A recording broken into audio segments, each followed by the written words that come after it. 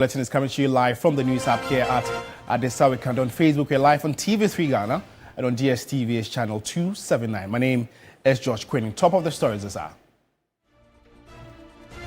MPP chairman Wontumi still in detention in the offices of the Economic and Organized Crime Office Yoko premises after he was picked up last night by Yoko officers. Supreme Court to hear injunction application today on whether or not the Committee of Inquiry set up to investigate prima facie evidence against Chief Justice Gertrude Tokonu can continue sitting.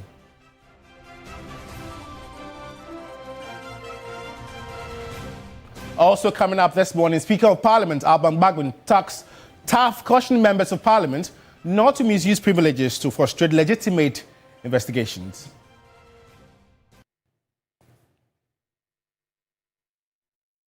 Well, we have details of these stories and many more coming up in the next 20 minutes. If you spend your time with me, you can also get interactive with us. We are live on Facebook at TV3 Ghana. And let's begin from here. The Economic and Organized Crime Office, Yoko, has picked up Ashanti Regional Chairman of the New Patriotic Party, Bernard Entry-Boisiako, popularly known as Chairman Wontumi, after a visit to the Criminal Investigations Department headquarters yesterday. And Chairman Wontumi, who appeared before the CID earlier yesterday to assist with ongoing investigations, but was later picked up by officials of Yoko. It is not clear why he has been picked up again. On Monday, he was officially cautioned for allegedly engaging in mining operations without a license, polluting water bodies, and unlawfully entering a forest reserve.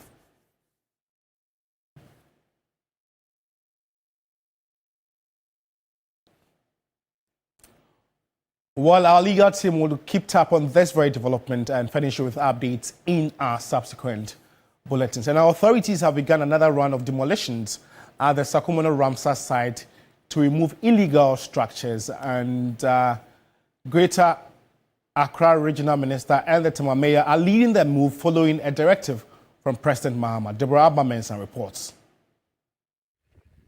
The Sakumono Ramsa site, a protected wetland of international importance, has faced increasing pressure from human settlements in recent years, raising concerns about environmentalists about the long-term sustainability of the area. The Greater Accra Regional Minister, Linda Oklu, in collaboration with the Tema Mayor and a special task force, has commenced a renewed demolition exercise targeting unauthorized structures. A month ago, we came to this Ramsa site to do a lot of demolitions. In fact, people were even asking, is it the same site we are? You notice that they've developed the place so fast. And this is a directive, like we said, this is not my initiative. It's a directive from the presidency. And so we want to mitigate this flooding issue within not only Greater Accra, but the entire country. And so we are here to start the demolition. We are here for business. The operation, which began earlier this week, follows a directive from President John Dramani Mahama and marks the first major demolition effort since March. Authorities say the initiative aims to reclaim portions of the protected wetland that have been encroached upon by illegal developers. This is an exercise from His Excellency John Dramani Mahama himself. And so you and I have no subjective part in it. Our duty is to carry out his instructions and take our mandate from him and deliver.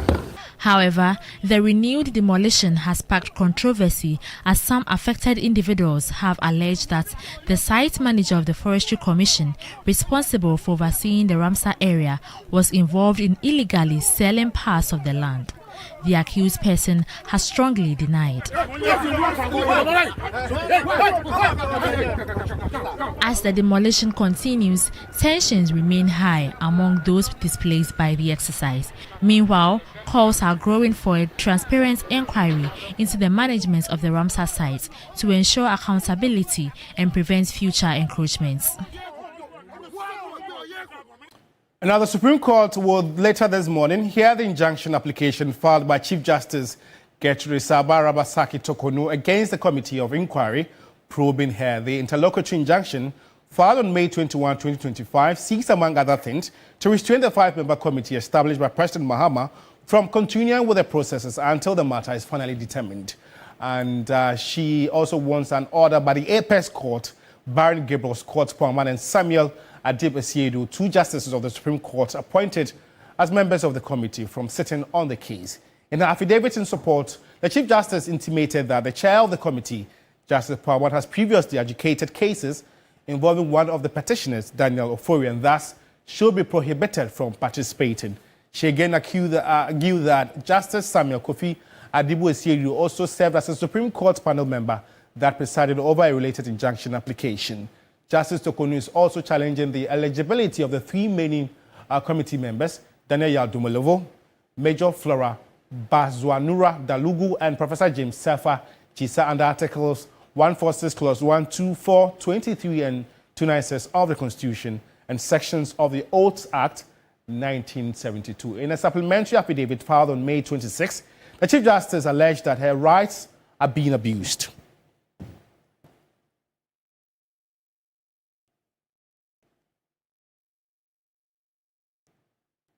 And away from the judiciary, let's move to the legislature. The Speaker of Parliament, Alban Bagbin, has cautioned members of Parliament that the legislature will not offer protection to MPs who seek to misuse their privileges to frustrate legitimate investigations. He says parliamentary privilege is not immunity from lawful inquiry, neither is it a license to disregard the law. He said this during his opening remarks of the second meeting of the first session of Parliament on Tuesday. The immunities granted to the House and its members are designed to protect the independence of the legislature, not to obstruct justice. These provisions are institutional safeguards. They were never intended as escape routes for honorable members. Where allegations are raised, due processes must take their course. Parliament will not stand by while members are subjected to unlawful or politically motivated persecution. But neither will Parliament offer protection to those who seek to misuse its privileges to frustrate legitimate investigations. I will not shelter anybody here.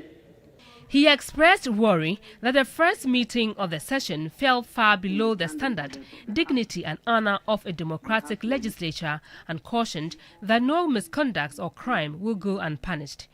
Alban Bagbin also expressed disappointment in the MPs over the daughter of a murderer comment. I am very disappointed with all of you that a member seated in this House with all colleagues around, and no single colleague can pinpoint to the member who uttered those words. Majority members, with your numbers watching the minority, you are telling me that none of you can identify the person who spoke. The minority leader on his feet turned to look in that direction. What is even shocking, with all the cameras and the CCTV, none could capture the person who spoke. On this matter, the majority leader, Mahama Yariga, said his side will not leave the matter unresolved, adding the majority would demand that all the NPP members of the backbench who were sitting in the direction where the unsavory statement came from should be referred to the Privileges Committee for investigation. Deputy Minority Leader Patricia PJ, in her comments, said the attempts by the presidency to undermine the independence of the judiciary is dangerous. The nation watched in disbelief as the executive launched brazen efforts to remove the Chief Justice of the Republic. An assault not merely on one officer holder, but on the very sanctity of the judicial branch. Equally frightening, Mr. Speaker, is the growing abuse of the coercive powers of the state. National security operatives, some acting with impunity, have taken to raiding the homes of former appointees. Majority Leader Mahama Yarega hinted of an impending move by government to introduce new constitutional guidelines for the removal of justices of the superior courts, including the Chief Justice. The Attorney General and Minister for Justice, the new doing of accountability, is busy preparing prosecutions of massive looting of public funds under the SWAL MPP regime. The Attorney General will also introduce several subsidiary legislation, Legal Aid Commission regulations, Supreme Court rules, and very significantly, removal from office of justices of the Supreme Court rules. He also said the Attorney General is busily preparing prosecutions of officers who looted state funds under the Akufo-Addo government.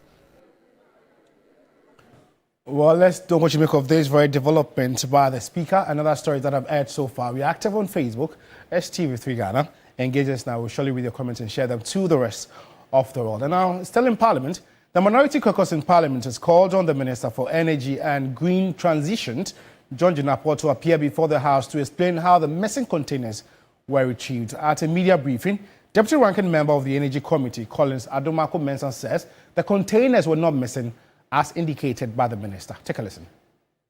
Today we are being told by the same group of people that indeed the containers were not just missing, they just did not do their audits very well, and they've been found at the same Tema port that we were told were missing. Position of the minority is that we are calling on the minister to appear before us in Parliament to give us a full brief of the entire details of what has transpired for the past 3 months when this same issue of missing containers appeared. But we have to make this position very clear that we vehemently oppose that the containers have been retrieved.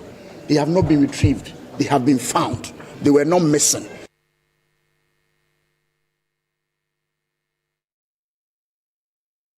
And our candidates sitting for this year's BEC will now be required to select 7 schools for placement before they write the exams. According to the Free SHS Secretariat, the move is aimed at easing the pressure on parents and pupils during the placement process. National Free SHS Coordinator Okitidia made the announcement at a news conference in Accra. In a major change to the school placement process, candidates for this year's BECE will now be required to select 7 schools before writing their exams. Previously, pupils were allowed to choose their preferred schools after sitting for the BECE. But this often led to agitation among parents and guardians, some accusing teachers of making school selections without their consent. Concerns were also raised over poor placement outcomes, with several students complaining they weren't placed in the schools they actually chose. Now, the Ghana Education Service has reviewed the system. Candidates who wish to enter SHS TVET schools must, with guidance from parents, guardians, and school authorities, select 7 schools in total, 5 main and 2 alternatives. Your 5 main schools should be ranked in order of preference, with the first being the most preferred choice. Your 2 alternatives should be selected from Appendix 3 for consideration, if not placed in any of your 5 main choices. The new process will require all BECE candidates to select 7 schools ahead of the exams, in a bid to streamline placement and reduce confusion. Okitidia is the National Coordinator for Free SHS Secretariat. Candidates cannot choose more than 1 from Category A. Candidates cannot select more than 2 schools from Category B. Candidates may select all 5 schools from Category C, 3 boarding, 2 day of them. So we are encouraging parents to look at the Category C column and choose schools for their children from the Category C. Candidates who wish to offer pure TVET programs must select 5 TVET institutions from Category A, B, C, using the same selection criteria as indicated. She also cautioned that once a student makes their selection, it cannot be changed. Candidates may also select one Category C school as boarding and another Category C school as day. Please note that candidates placed in any of their choices will not be changed. Meanwhile, the Ministry of Education is in the final stages of negotiations with private schools to be included in the placement process. The move is part of efforts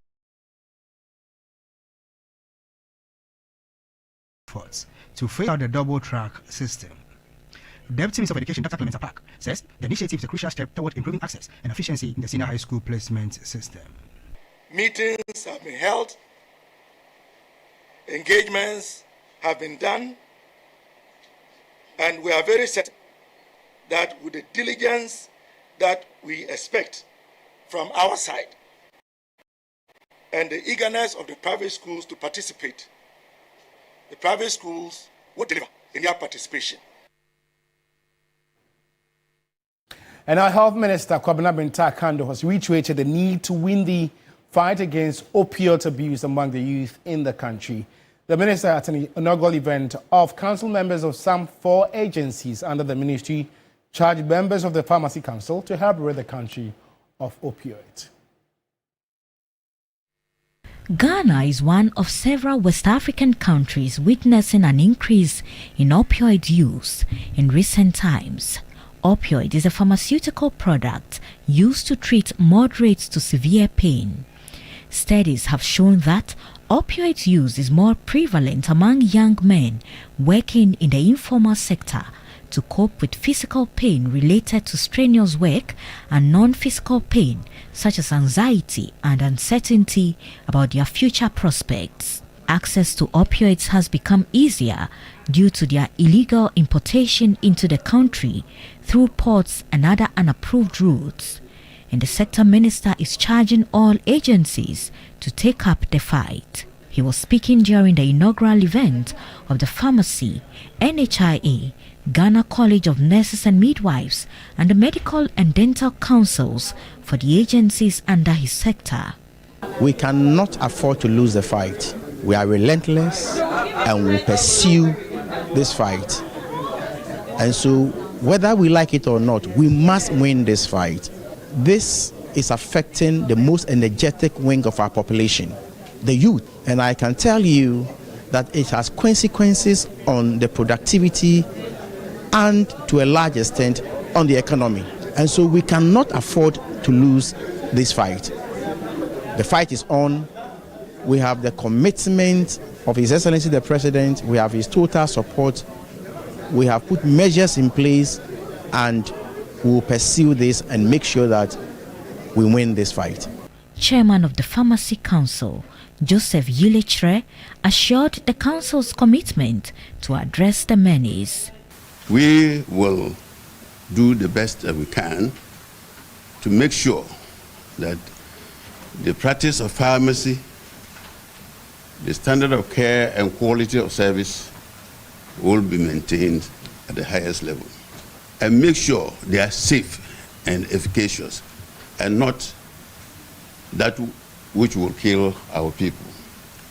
Of course, we join in the fight against drug abuse, and it's a common thing for all of us here.